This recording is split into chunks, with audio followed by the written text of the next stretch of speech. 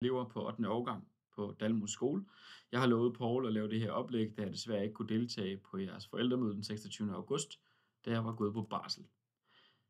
Oplægget ser sådan her ud, og jeg vil gennemgå vejledningen i løbet af skoleåret, hvor jeg blandt andet kommer i jeres børns klasse til den kollektive vejledning, hvor jeg holder nogle oplæg i forbindelse med praktik og introkurser osv. Der vil være noget individuel vejledning og samtaler sammen med nogle af jeres børn, som har behov for, at vi har en samtale, og som måske er lidt usikre på, hvordan det egentlig ser ud. Der vil være nogle møder med nogen af jer forældre og jeres unge mennesker, hvis der er behov, men det indkalder skolen og jeg til.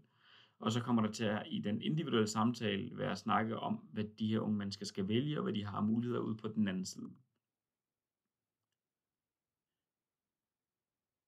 Den her oversigt er til jer forældre og bliver sendt ud snarest muligt, hvor jeg blandt andet har listet de vigtigste ting i løbet af skoleåret og nogle datoer, som er vigtige for jer. Blandt andet, hvornår introkurserne ligger, og hvornår skills og suk og så videre har ligget, for det er jo forbi, kan man sige. Vores uddannelsessystem ser sådan her ud, og jeres unge mennesker står lige om lidt i 9. klasse og skal til at vælge, hvad de skal efter 9. klasse. For nogen skal de måske på efterskole eller bare i en almindelig 10. klasse, og så er der nogle andre, der skal vælge sig ind på nogle erhvervsuddannelser eller nogle gymnasielle uddannelser.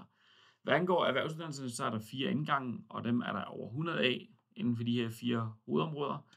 Og dem kan man kombinere med en EUX, forstået på den måde, at man kan kombinere en erhvervsuddannelse sammen med noget gymnasielt, så man har nogle gymnasielle fag med sig, hvis man på sigt gerne vil læse videre. Så er der de gymnasielle linjer, hvor vi har HHX, HTX, STX og HF, som er 2-årige, og de øvrige er 3-årige. Og så er der IB, som er de internationale linjer inden for gymnasielt niveau. Derefter, når de er færdige med at gå på gymnasiet, hvis det er den vej, de vælger, så skal de jo læse videre, da de ikke kan bruge gymnasiet alene til at gå ud og finde sig et job. Hvorimod, hvis man har taget en erhvervsuddannelse, så kan man gå direkte i job, når man er færdiguddannet. For eksempel der, hvor man har været i lære. Vores uddannelsessystem ser sådan her ud. Jeg vil ikke gå så meget i dybden med det, men her kan I hvert fald få en oversigt over, hvad det er for nogle krav, der bliver stillet, hvis man ønsker at vælge en af de her retninger. Det her kommer vi til at tale mere om til næste skoleår blandt andet, og jeg kommer til at være dybdegående omkring det, når jeg kommer i den kollektive vejledning hos jeres unge mennesker. Uddannelsesguiden kan besvare rigtig mange af jeres spørgsmål, hvad angår job og uddannelse, og også jeres børn selvfølgelig, hvor I kan søge svar på blandt andet, hvad man tjener i et bestemt job, og hvor man kan arbejde, og hvor man kan tage uddannelsen. Og hvis man ønsker at læse videre, hvordan det egentlig ser ud. Jeg kan kun anbefale, at man besøger ug.dk og får et overblik over, hvad der er af muligheder, og hvad det er for nogle værktøjer, der er for de unge mennesker, som måske stadig er lidt i tvivl. Sådan rent lavpraktisk, så kan jeg kun anbefale, at I tager en snak med jeres unge mennesker omkring uddannelse og job og fremtid, så de ligesom har nogen at snakke med og nogen at spejle sig i. I kan jo for eksempel tage udgangspunkt i jeres eget uddannelsesvalg, dengang I selv gik i 9. og hvordan jeres forløb har været indtil nu.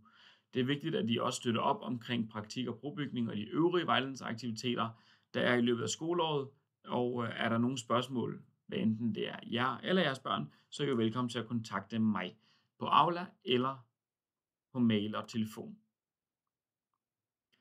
Selvfølgelig, hvis der er nogle spørgsmål, så henvender jeg jo bare. Og ellers så vil jeg bare sige tak for nu, og her står mine informationer, hvis I skulle have behov for at kontakte mig. God dag.